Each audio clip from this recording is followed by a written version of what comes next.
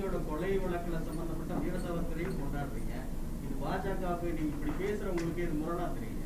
இப்போ வீர் சவர்கர் வந்து பார்த்தீங்கன்னா மகாத்மா காந்தி அவருடைய கொலையில் வந்து சம்பந்தப்படுத்தி இருக்கிறாங்க அப்படிங்கிறது நம்ம படித்திருக்கக்கூடிய ஹிஸ்ட்ரி. எந்த ஆதாரத்தின் மீது சம்பந்தப்படுத்தியிருக்காங்கன்னா நான் ஏற்கனவே சொன்னேன், ஒரு அப்ரூவர் கொடுத்த ஸ்டேட்மெண்ட் தான் இருக்கக்கூடிய ஒரே ஒரு எவிடன்ஸ்னு. அதன் பின் வந்து நம்ம ரெட் ஃபோர்ட் ட்ரையலில் வந்து அவர் வந்து குற்றமற்றவர் நிரூபிக்கப்பட்டு வெளியே வந்துட்டார். அப்படி இருக்கும் பொழுது நம்ம எல்லாரும் சொல்கிற மாதிரி வீர் சவர்கர் அவர் தான் மகாத்மா காந்தியை கொன்னார் அப்படிங்கிறது ஏற்றுக்கொள்ள முடியாத வாதம் நம்பர் 1. அதே சமயத்தில் இப்போ நீங்கள் பாருங்கள், அக்டோபர் 2ஆம் தேதி வரும். மகாத்மா காந்தியை வைத்து பிளப்பு நடத்தி கொண்டிருக்கக்கூடிய அரசியல் கட்சிகள் யாரும் மகாத்மா காந்தியை ஞாபகம் வச்சுக்க மாட்டாங்க. ஆனால் அன்றைக்கி பாரதிய ஜனதா கட்சியை பொறுத்தவரை எல்லா காதி கிராஃப்டில் போய் நாங்கள் எல்லாருமே அன்றைக்கி வந்து கதராடையை வாங்கி தான் அன்றைக்கி உடுத்த போகிறோம். இந்த வருஷம் நம்முடைய பாரத பிரதமர் மகாத்மா காந்தி அவர்கள் சொல்லியிருக்கின்றார். ஆனால் எங்களுக்கு யாரும் எதிரானவர்கள் கிடையாது. பட் இந்தியாவில் இருக்கக்கூடிய எல்லா தலைவர்களும் மக்கள் பார்க்க வேண்டும், மக்கள் முடிவு செய்ய வேண்டும். பட் ஏற்கனவே நான் சொன்னது போல் மகாத்மா காந்திக்கு நிகரானவர் யாராச்சும் இருக்காங்க என்னை கேட்டிங்கன்னா கிடையாது. மகாத்மா பட் இவர் ஒரு செப்பரேட் ட்ரெஜெக்டரியில் டேஞ்சென்ட்டில் இருக்கும் பொழுது இவர் எதுக்காக டிமனைஸ் பண்ணணும்னு சொல்கிறேன். அதனால் இது கம்பேரிசனாக இல்லை, ஒரு குற்றம் சுமத்தப்பட்டிருக்கு, அவ்வளோதான். நீங்கள் பாருங்கள் சார், செல்லுலார் ஜெயிலில் எதுக்கு சார் போட்டாங்க? இவருடைய பேச்சை கேட்டு யாரோ 2 பேர் போய் ஒரு பிரிட்டிஷ் கலெக்டரை கொல்றாங்க. ஆனால் ஜென்ரல் டயர் வந்து அத்தனை பேர்த்த சுட்டுக் கொள்ளும் பொழுது அதே ஜென்ரல் டயரை நம்ம ஆட்கள் போய் லண்டனில் சுட்டுக் கொள்ளும் பொழுது இந்தியா கொண்டாடியது. திருநெல்வேலி கலெக்டர் ஆஷ் துரையை வந்து வாஞ்சிநாதன் அவருடைய பேச்சை கேட்டு ஒருத்தர் போய் கொல்லும் பொழுது இந்தியா கொண்டாடியது. அதே போல் வீர் சவர்கருடைய பேச்சை கேட்டு 1910 நாசிக் கான்ஸ்பிரசி என்று சொல்லக்கூடிய கலெக்டர்ஸ் பண்ணும் பொழுது இவருக்கு மட்டும் எதற்காக பிரிட்டிஷ் அரசு கொண்டு போய் செல்லார் ஜெயில் அடைச்சாங்க. அதனால் இது அனைத்தையும் படிக்க வேண்டும் அப்படிங்கிறது என்னுடைய கருத்து.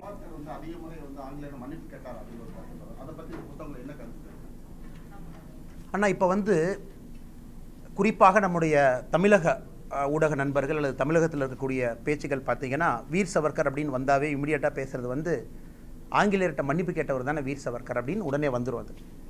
ஆனால் இந்த புத்தகத்தை படிக்கும் பொழுது நம்முடைய விக்ரம் சம்பத் அவர்கள் வந்து லண்டன்லேருந்து நியூ டெல்லியிலேருந்து பல இடத்துல நமக்கு தெரியாத பேப்பர்ஸ் எடுத்து நம்ம கொடுக்குறாரு. அதாவது இந்த பொலிட்டிக்கல் கிளிமன்சி அப்படிங்கிற ஒரு ஆங்கில வார்த்தையை பயன்படுத்துகிறார். அரசியல் காரணத்திற்காக மன்னிப்பு கேட்பது கிளிமன்சி அப்படிங்கிறது எக்ஸாக்டாக அந்த மாதிரி வராது. அதை பார்க்கும் பொழுது அவர் இமிடியட்டாக அரெஸ்ட் செய்யப்பட்டு செல்லுலார் ஜெயிலுக்கு அனுப்பியவுடன் ஒரு எல்லா பிரிசனரும் கேட்குறத அவர் கேட்குறாரு. இந்த மாதிரி நான் வெளியே போய் பண்ணணும்னு நினைக்கிறேன், என் மேலே சுமத்தப்பட்ட குற்றங்கள் எல்லாமே பொய்யான குற்றச்சாட்டு. என்ன குற்றச்சாட்டுன்னு நீங்கள் பார்த்தீங்கன்னா, தேச துரோகம் செஞ்சார், நாசிக்கில் இருந்த டிஸ்ட்ரிக்ட் கலெக்டர் படுகொலை செய்யப்பட்டதுக்கு இவர் தான் காரணம், இந்தியாவில் வந்து ஆன்டி நேஷனல் ஆக்டிவிட்டி செஞ்சார், அவர் கொடுத்த ஸ்பீச்சஸ் 1906லேருந்து 1910 வரைக்கும் தேசத்துக்கு எதிரான ஸ்பீச், இதுக்காக பிடிச்ச ஒரு மனுஷனை வச்சுருக்காங்க. நம்ம தேசத்தில் நம்ம கொண்டாடுற தலைவர்கள் யாருமே செல்லுலார் ஜெயிலில் போய் எண்ணெய் செக்கை இழுக்கவில்லை, வீர் சவர்கர் அவர் மட்டும்தான் இழுத்திருந்தார். அதனால் இந்த பொலிட்டிக்கல் கிளிமன்சி என்பது எல்லா பிரிசனர்ஸுமே அந்தந்த காலகட்டத்தில் கேட்டது தான். அது ஒரு முறை அல்ல, வீர் சவர்கரை பொறுத்தவரை 4 முறை கேட்டிருக்கின்றார். அது routine. First time, second time, third time, fourth time.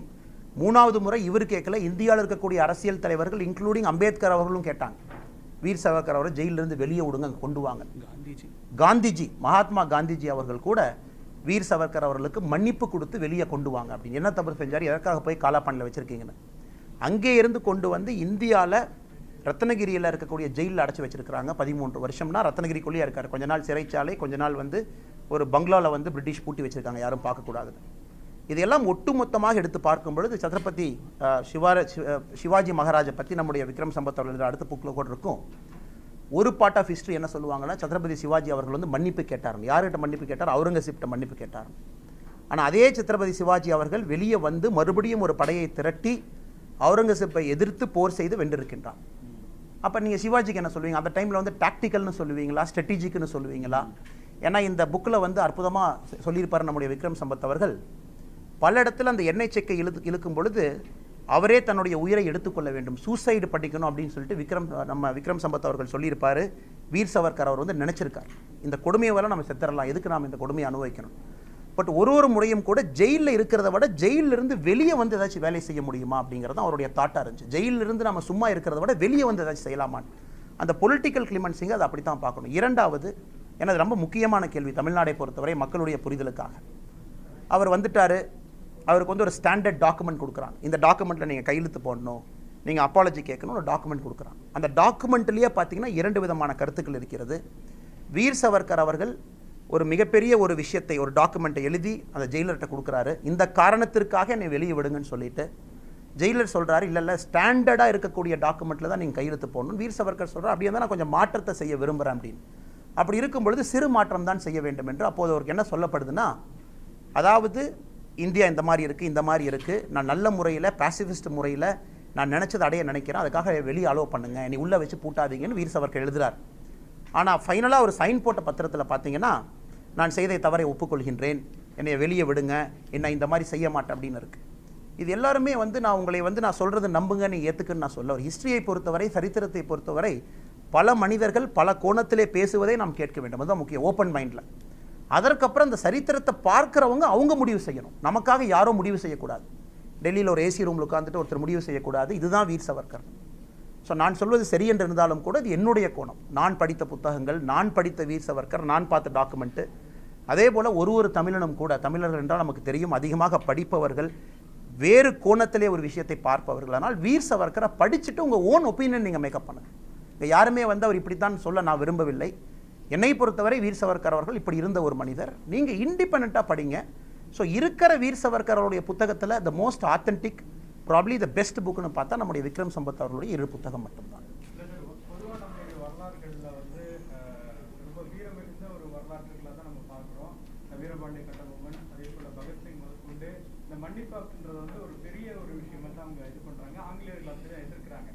அந்த விஷயத்துல தான் கோட் பண்ணும்போது நீங்களே அதை ஏற்றுக்கொள்ளக்கூடிய விதமாக தான் சொல்லியிருக்கீங்க, அது ஒரு ஸ்ட்ராட்டஜி அப்படிங்கிற மாதிரி. ஸோ அதை அந்த கருத்தை சொல்றது தவறு இல்லையா? ஆமாங்கண்ணா. இப்போ நீங்கள் பார்த்தீங்கன்னா வீர் சவர்கரை பற்றி ஒரு பேச்சு வருது தமிழகத்தில். எப்போ வீர் சவர்கரை பற்றி பேச்சு வரும்னா, அவருடைய பிறந்த நாள் வரும்பொழுதோ இறந்த நாள் வரும்பொழுது, நம்ம யாராச்சும் சமுதாய மீடியாவில் பேசுகிறோம், உங்களை போல பத்திரிகை நண்பர்கிட்ட பேசும்பொழுது இம்மிடியேட்டாக ஒரு அட்டாக் நடக்கும். அவர் ஒரு அப்பாலஜிஸ்ட்டு. அது தமிழ்நாடை பொறுத்த வரைக்கும் என்ன சொன்னால், இந்த ஆங்கிலத்தை நான் இந்த வார்த்தையை பயன்படுத்த விரும்பவில்லை, இருந்தாலும் தமிழகத்தில் பொதுவாக என்ன சொல்கிறாங்கன்னா, பிரிட்டிஷ் பூட் லிக்கர் அப்படிம்பாங்க. ஆங்கிலேயருடைய பூட்டை நக்கிய வீர் சவர்கர் அப்படின்னு சொல்லி ஜென்ரலாக பேசுவாங்க. பட் அது உண்மையாலுமே இந்த மனிதனுக்கு அந்த ஜஸ்டிஸ் பண்ணுதா? உண்மையாலுமே இருக்க. உதாரணத்துக்கு பார்த்தீங்கன்னா, அடுத்த ஜட்ஜ்மெண்ட் என்ன சொல்லுவாங்கன்னா, மகாத்மா காந்தியினுடைய படுகொலை இவர் தான் காரணம் அப்படிம்பாங்க. ஸோ வீர் சவர்கர் அவரை பார்த்தீங்கன்னா, மகாத்மா காந்தி அவர்கள் படுகொலை ஆன பின்பு வீர் சவர்கர் அவரை இந்தியன் அரசாங்கத்தினால் அரெஸ்ட் பண்ண முடியல. ஏன்னா எவிடன்ஸ் இல்லை. உடனே அவங்க என்ன பண்ணுறாங்கன்னா, ப்ரிவென்டிவ் டிடென்ஷனில் அரெஸ்ட் பண்ணுறாங்க. கிட்டத்தட்ட பல மாதங்கள் கழித்து வீர் சவர்கர் வெளியிருந்த டேஞ்சர், அவருடைய கருத்துக்கள் நாட்டுக்கு எதிரானதுன்னு தான் அவரை அரெஸ்ட் பண்ணி உள்ளே கொண்டு போகிறாங்க.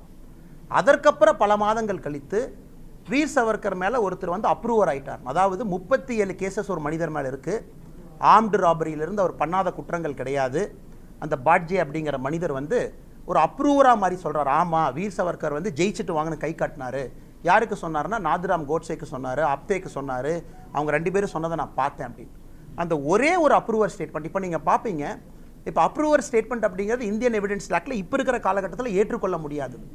இதை நம்முடைய இந்தியாவினுடைய முதல் உள்துறை அமைச்சர் அவர் அற்புதமாக எழுதுகிறாரு. அவர் என்ன சொல்கிறாருன்னா, நான் பார்த்த எவிடன்ஸை வச்சு பார்க்கும் பொழுது எனக்கு வீர் சவர்கர் அவர்கள் குற்றம் செய்தவராக தெரியவில்லை, அவர் மேலே எந்த எவிடன்ஸுமே இல்லைன்னு சொல்லிட்டு அந்த 9 பேர் மேலே ட்ரையல் நடக்குது. வீர் சவர்கர் அவர்கள் 9வது ஆள். முதல் 2 பேர்த்துக்கு தூக்கு தண்டனை கிடைக்குது. அவங்க தான் போய் நம்முடைய தேசத்தந்தை மகாத்மா காந்தியை சுட்டவங்க. அடுத்த 5 பேர், அடுத்த 5 பேர்த்துக்கு பார்த்தீங்கன்னா டிரான்ஸ்போர்ட்டேஷன் கிடைக்குது. அதாவது லைஃப் ஃபுல்லாக ஜெயிலில் இருங்கன்னு. எந்த அக்யூஸ்ட் அப்ரூவராக மாறினாரோ அவரை ஃப்ரீயாக விட்டுறாங்க. நீங்கள் அப்ரூவரை நீங்கள் கிளம்பிடுன்னு சொல்லிட்டு. வீர் சவர்கர் மேலே எந்த எவிடன்ஸுமே இல்லை, குற்றமற்றவர் என்று ரெட் ஃபோர்ட்டில் நடந்த ட்ரையலில் சொல்கிறாங்க. இதில் கொடுமை என்னென்னா, அது நடந்து ஒரு 15 வருடத்திற்கு பின்பு 1965 care commission, Kapoor 1965 Kapoor commission ஒரு கமிஷனை போட்டு மறுபடியும் இன்வெஸ்டிகேட் பண்ணுறாங்க. இது இன்வெஸ்டிகேட் பண்ணுறீங்கன்னா, இல்லை இன்னொரு புதுசாக 2 பேர் வந்திருக்கிறாங்க 15 வருஷம் கழிச்சு. இவங்க இப்போ சொல்கிறாங்க வீர் சவர்கர் அவர்கள் தான் கொல்லுன்னு சொன்னாங்க. நான் கேட்டேன், புதுசாக 2 பேர். மறுபடியும் அந்த கமிஷனில் என்கொயரி பண்ணிட்டாங்க. வீர் சவர்கர் மாதிரி ஒரு மைக்ரோஸ்கோபிக் லென்ஸில் அவருடைய வாழ்க்கையை தரவு அனலைஸ் பண்ண எந்த ஹிஸ்டாரிக்கல் ஃபிகரும் இந்தியாவில் கிடையாது.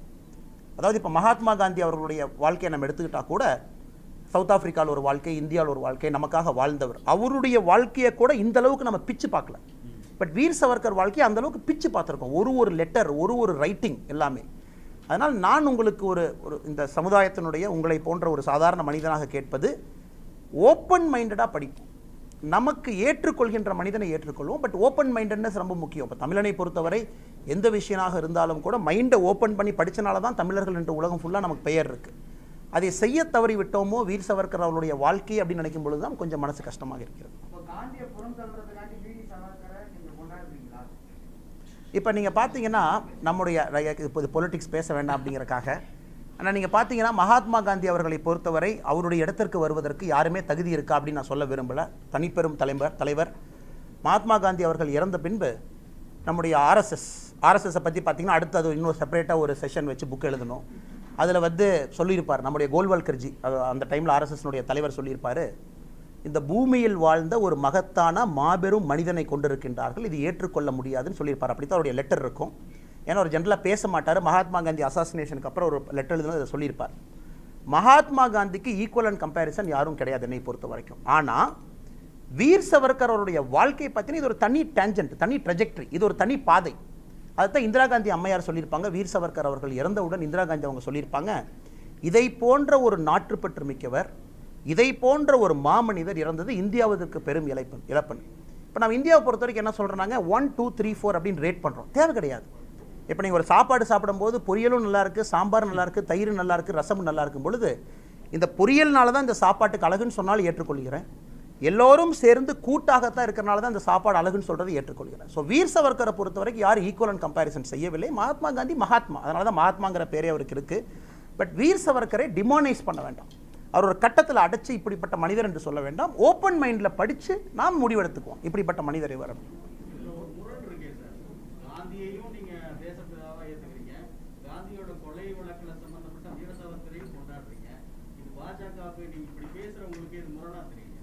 இப்போ வீர் சவர்கர் வந்து பார்த்தீங்கன்னா மகாத்மா காந்தி அவருடைய கொலையில் வந்து சம்பந்தப்படுத்தி இருக்கிறாங்க அப்படிங்கிறது நம்ம படித்திருக்கக்கூடிய ஹிஸ்ட்ரி. எந்த ஆதாரத்தின் மீது சம்பந்தப்படுத்தியிருக்காங்கன்னா நான் ஏற்கனவே சொன்னேன், ஒரு அப்ரூவர் கொடுத்த ஸ்டேட்மெண்ட் தான் இருக்கக்கூடிய ஒரே ஒரு எவிடன்ஸ்னு. அதன் பின் வந்து நம்ம ரெட் ஃபோர்ட் ட்ரையலில் வந்து அவர் வந்து குற்றமற்றவர் நிரூபிக்கப்பட்டு வெளியே வந்துட்டார். அப்படி இருக்கும் பொழுது நம்ம எல்லாரும் சொல்கிற மாதிரி வீர் சவர்கர் அவர் தான் மகாத்மா காந்தியை கொன்னார் அப்படிங்கிறது ஏற்றுக்கொள்ள முடியாத வாதம் நம்பர் 1. அதே சமயத்தில் இப்போ நீங்கள் பாருங்கள், அக்டோபர் 2ஆம் தேதி வரும். மகாத்மா காந்தியை வைத்து பிளப்பு நடத்தி கொண்டிருக்கக்கூடிய அரசியல் கட்சிகள் யாரும் மகாத்மா காந்தியை ஞாபகம் வச்சுக்க மாட்டாங்க. ஆனால் அன்றைக்கி பாரதிய ஜனதா கட்சியை பொறுத்தவரை எல்லா காதி கிராஃப்டில் போய் நாங்கள் எல்லாருமே அன்றைக்கி வந்து கதராடையை வாங்கி தான் அன்றைக்கி உடுத்த போகிறோம். இந்த வருஷம் நம்முடைய பாரத பிரதமர் மகாத்மா காந்தி அவர்கள் சொல்லியிருக்கின்றார். ஆனால் எங்களுக்கு யாரும் எதிரானவர்கள் கிடையாது. பட் இந்தியாவில் இருக்கக்கூடிய எல்லா தலைவர்களும் மக்கள் பார்க்க வேண்டும், மக்கள் முடிவு செய்ய வேண்டும். பட் ஏற்கனவே நான் சொன்னது போல் மகாத்மா காந்திக்கு நிகரானவர் யாராச்சும் இருக்காங்க என்னை கேட்டிங்கன்னா கிடையாது. மகாத்மா. பட் இவர் ஒரு செப்பரேட் ட்ரெஜெக்டரியில் டேஞ்சென்ட்டில் இருக்கும் பொழுது இவர் எதுக்காக டிமனைஸ் பண்ணணும்னு சொல்கிறேன். அதனால் இது கம்பேரிசனாக இல்லை. ஒரு குற்றம் சுமத்தப்பட்டிருக்கு, அவ்வளோதான். நீங்கள் பாருங்கள் சார், செல்லுலார் ஜெயிலில் எதுக்கு சார் போட்டாங்க? இவருடைய பேச்சை கேட்டு யாரோ 2 பேர் போய் ஒரு பிரிட்டிஷ் கலெக்டரை கொள்கிறாங்க. ஆனால் ஜென்ரல் டயர் வந்து அத்தனை பேர்த்த சுட்டுக் கொள்ளும் பொழுது அதே ஜென்ரல் டயரை நம்ம ஆட்கள் போய் லண்டனில் சுட்டுக் கொள்ளும் பொழுது இந்தியா கொண்டாடியது. திருநெல்வேலி கலெக்டர் ஆஷ் துரையை வந்து வாஞ்சிநாதன் அவருடைய பேச்சை கேட்டு ஒருத்தர் போய் கொல்லும் பொழுது இந்தியா கொண்டாடியது. அதே போல் வீர் சவர்கருடைய பேச்சை கேட்டு 1910 நாசிக் கான்ஸ்பிரசி என்று சொல்லக்கூடிய கலெக்டர்ஸ் பண்ணும் பொழுது இவருக்கு மட்டும் எதற்காக பிரிட்டிஷ் அரசு கொண்டு போய் செல்லார் ஜெயிலில் அடைச்சாங்க. அதனால் இது அனைத்தையும் படிக்க வேண்டும் அப்படிங்கிறது என்னுடைய கருத்து. இங்கே கண்டிப்பாக நான் அரசியல் பேச விரும்பலைங்க.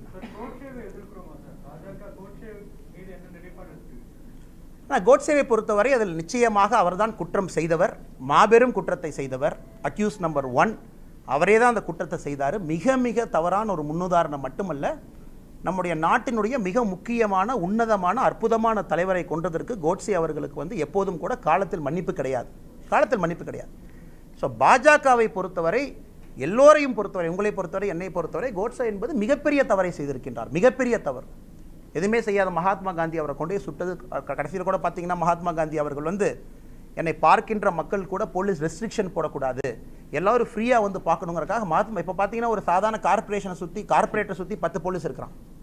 மகாத்மா காந்தியை சுற்றி ஒரு போலீஸ் கூட கிடையாது. ஏன்னா அந்த காலகட்டத்தில் மகாத்மா காந்தி தெளிவாக சொன்னார், போலீஸை பார்த்து மக்கள் பயந்துக்குவாங்க.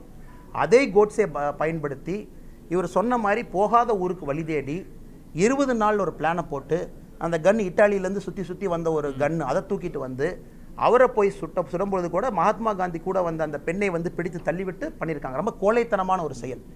இது தமிழ்நாட்டில் பார்த்தீங்கன்னா உடனே என்ன சொல்லிடுவாங்கன்னா, வீர் சவர்கரை வந்து பாஜக வந்து டிஃபெண்ட் பண்ணுது, வீர் சவர்கர் வந்து தப்பு செய்யாதவர், அப்போ கோட்ஸே தப்பு செஞ்சவர், அதனால் பாஜகவும் கோட்ஸே ஒன்று. இப்படி தான் இந்த நெரேட்டிவே பில்ட் ஆகுது. கோட்ஸே வந்து நாட்டுக்கு எதிரானவர், எல்லாத்துக்கும் எதிரானவர் தான். அவருக்கு பாஜகவுக்கு என்ன சம்பந்தங்க? ஒரே காரணம், கோட்ஸே அவர்கள் வந்து இந்து மகாசபையில் இருந்தவர். இந்து மகாசபையில் ஒரு பேப்பர் ரன் பண்ணார். அவர் வந்து கோட்ஸேக்கு 10 வருஷம் முன்னாடி தெரியும். ஒரு மீட்டிங்கில் பார்க்குறாங்க இந்த மாதிரி. அதன் பின்னாடி நான் போய் கொள்ளுவேன். மகாத்மா காந்தி வந்து நம்முடைய விக்ரம்ஜி சொன்னது போல் 55 கோடி ரூபா பாகிஸ்தானுக்கு கொடுத்தாரு, இதை கொடுத்தாரு, பாகிஸ்தானில் வந்து பத்தி எரியுது, முஸ்லீம்களுக்கு வந்து இப்போ ஃபேவர் பண்ணுறாரு, இந்தியாக்குள்ளே ரோட போடுறாருன்னு சொல்லிட்டு போய் கொள்கிறாங்க. அது எப்படி ஏற்றுக்கொள்ள முடியும்? யாரும் ஏற்றுக்கொள்ள மாட்டாங்க. உடனே வந்து பார்த்தீங்கன்னா அண்ணாமலைஜி வந்து வீர் சவர்கர் நல்லவர்னு சொன்னார். ஆனால் அதே கேஸில் கோட்ஸே அக்யூஸ் நம்பர் 1. அப்போ கோட்ஸே அவர் நல்லவர்னு சொல்லிட்டார். உடனே ஒரு ட்ரோலை போட்டு மீமை போட்டு ஒரு போஸ்ட் கார்டை போட்டு சொல்லிடுவாங்க. பட் நம்ம அப்படி சொல்லவே இல்லையல்லங்கண்ணா. பல தலைவர்கள் வந்து கோட்ஸேக்கு மாலையிடுற மாதிரியான காட்சிகளை நம்ம பார்த்துருக்கோம். ஸோ அதெல்லாம் வந்து அவர் மீதான ஒரு பற்ற இல்லை, எப்போதும் கூட பாரதிய ஜனதா கட்சி ஏற்றுக்கொள்ளாதுங்க. நம்மளை பொறுத்தவரை எந்த தலைவர்களும் கூட ஏற்றுக்கொள்ள மாட்டார்கள். ஏன்னா இப்போ விக்ரம் சம்பத்ஜி சொல்கிறார், கோட்ஸே அவர்கள் வந்து அந்த செயலை செய்த பின்பு யாருக்கு பனிஷ்மெண்ட் கிடைச்சுன்னா கோட்ஸேக்கு பெரிய பனிஷ்மெண்ட் இல்லை. அவர் பெரிய ஸ்பீச் எல்லாம் கொடுத்தார், 5 பார்ட்டாக பிரித்து பேசினார் மகாத்மா காந்தியை பற்றி. ஆனால் யாரெல்லாம் இதில் தண்டிக்கப்பட்டாங்கன்னா அந்த அப்பாவி கோட்ஸே அவர்கள் சமுதாயத்தை சார்ந்த பிராமணர்கள். மகாராஷ்டிராவில் ஹண்ட் செய்யப்பட்டு எத்னிக் கிளென்சிங் மாதிரி ஹிட்லர் எப்படி வந்து அந்த பண்ணாரோ, ஊராக துரத்தப்பட்டு அவர்களுக்கெல்லாம் இன்னுமே வந்து ஒரு விடிவு காலம் இல்லாமல் இருக்கிறான். செஞ்சது கோட்ஸே, அனுபவிச்சவங்க வந்து கோட்ஸே அப்படிங்கிற சார்ந்த சமுதாயத்தை சார்ந்த பிராமணர்கள். குறிப்பாக மகாராஷ்டிரா சித்பாவன் அண்ட் தேசஸ்தா அப்படிங்கிற பிராமண சமுதாயத்தை சேர்ந்தவர்கள் தான் அனுபவிச்சாங்க. அது மகாராஷ்டிராவில் இருக்கிறது 4% பிராமணர்கள். ஆனால் கோட்ஸே மூலமாக அவர்கள் கிடைத்த பரிசு என்பது மிகப்பெரிய ஒரு அவமானம்.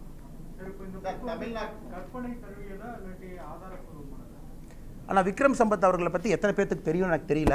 அவர் வந்து அவருடைய அம்மா வந்து மகாராஷ்டிராவை சார்ந்தவர், தமிழ் ஆரிஜின் அவருக்கு இருக்குது. பெங்களூரில் இருக்கக்கூடிய ஒரு எமினன்ட் ஹிஸ்டாரியன்.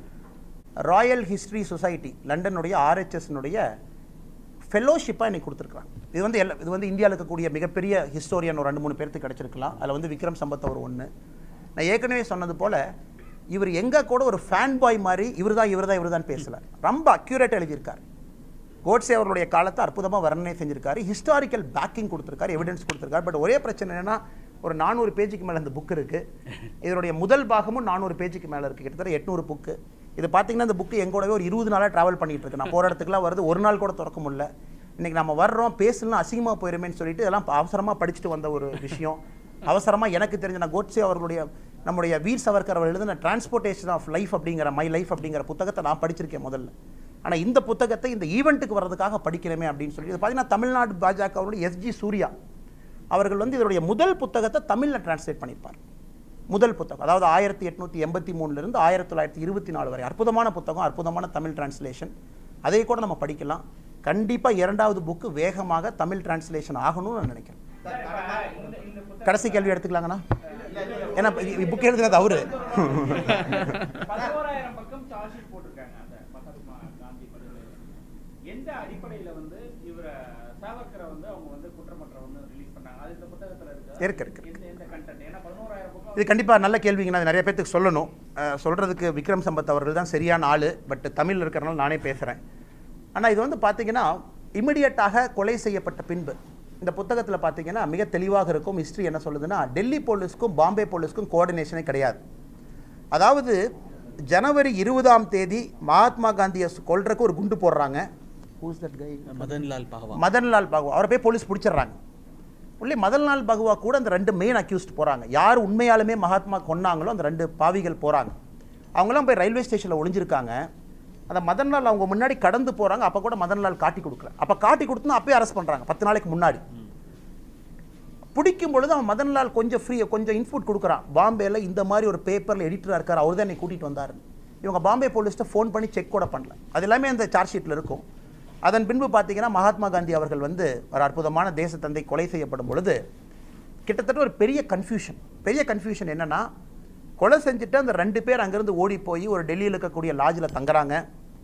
அந்த கொலை செஞ்ச 2 பேருடைய மாரல் கேரக்டரை பற்றி எழுதியிருப்பார். அது ரொம்ப முக்கியம். அந்த 2 பேர் எப்படிப்பட்ட ஒரு மோசமான மனிதர்கள் என்று. குறிப்பாக அந்த 2 பேர் பார்த்தீங்கன்னா அவங்களுடைய கேர்ள் ஃப்ரெண்டை கொண்டு வந்து அந்த ஹோட்டலில் தங்க வச்சு, அதெல்லாம் நீங்கள் படிச்சிங்கன்னா தெரியும் புத்தகத்தில் எல்லாமே, நான் சொல்ல விரும்பலை. எவ்வளவு மோசமான மனிதர்கள் அப்படின்னு. அவங்க வந்து எந்த பிளானுமே இல்லாமல் சும்மா மகாத்மா காந்தியை கொல்லணும்னு எந்த ஒரு லாஜிக்கும் இல்லாமல் வந்து கொல்றாங்க. ஒரு கன் கிடைக்குது. இந்த சார்ஜ் ஷீட் 11,000 பேஜ் நீங்கள் சொல்கிறது எல்லாத்தையுமே ட்ராக் பண்ணியிருப்பாங்க. என்ன நடந்துச்சு, எங்கேருந்து வந்தாங்க, பேப்பர் எப்போ ஆரம்பித்தாங்க, ஏன் இந்த பேப்பர் நடத்தினாங்க அப்படின்னு. இதில் நம்முடைய வீர் சவர்கர் அவரை பற்றி வருவது அந்த அப்ரூவர் அவர்கள் கொடுத்த பாட்ஜி அப்படிங்கிற ஒரு அக்யூஸ்ட் கொடுத்த கன்ஃபெஷன் ஸ்டேட்மெண்ட். அது மட்டும்தான் வீர் சவர்கரை லிங்க் பண்ணுது. அதைத்தான் நம்முடைய சர்தார் வல்லபாய் பட்டேல் அவர்கள் சொல்லுவாங்க, இந்த கேஸில் ஒன்றுமே இல்லை அப்படின்னு. எதற்காக வந்து இவரை பிடிச்சி வைக்கணும் அப்படின்னு சொல்லிட்டு அவர் சொல்லுவார். அதன் பின்னால் அம்பேத்கர் அவர்கள் சொல்லியிருக்காங்க, இந்த கேஸில் ஒன்றுமே இல்லை, எதற்காக வீர் சவர்கர். சார், வீர் சவர்கர் அவர் எதுக்கு வந்து இவ்வளோ அந்த டைமில் ஃப்ரேம் பண்ணாங்கன்னு பார்த்தீங்கன்னா, நேரு அவர்களுக்கும் பட்டேல் அவர்களுக்கும் ஒரு மிகப்பெரிய ஒரு மனஸ்தாபம் இருந்தது.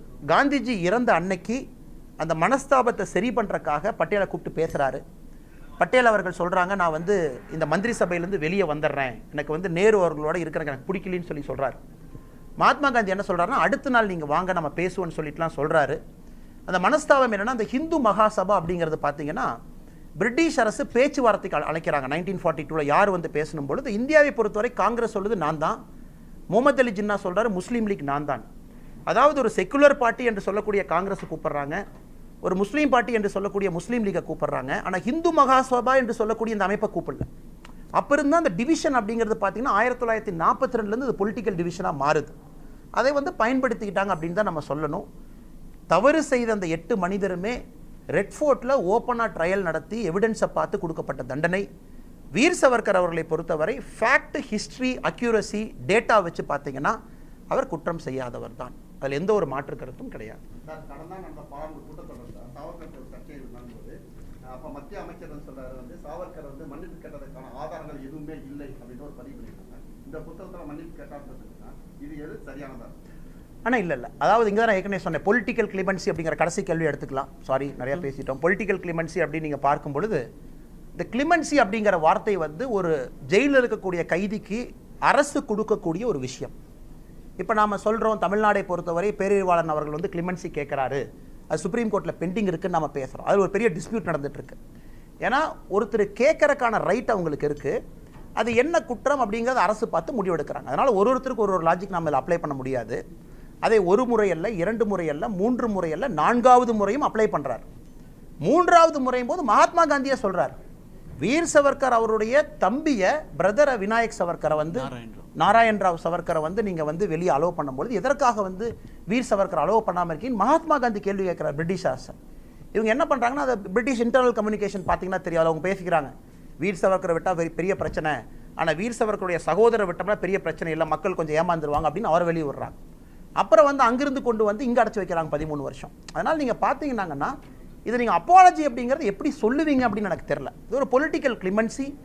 4 முறை கேட்டது மகாத்மா காந்தி இருக்காங்க, அம்பேத்கர்ஜி இருக்காங்க, ராஜாஜி இருக்காங்க அந்த காலகட்டத்தில். அதனால் அப்படித்தான் பார்க்க வேண்டும் என்று.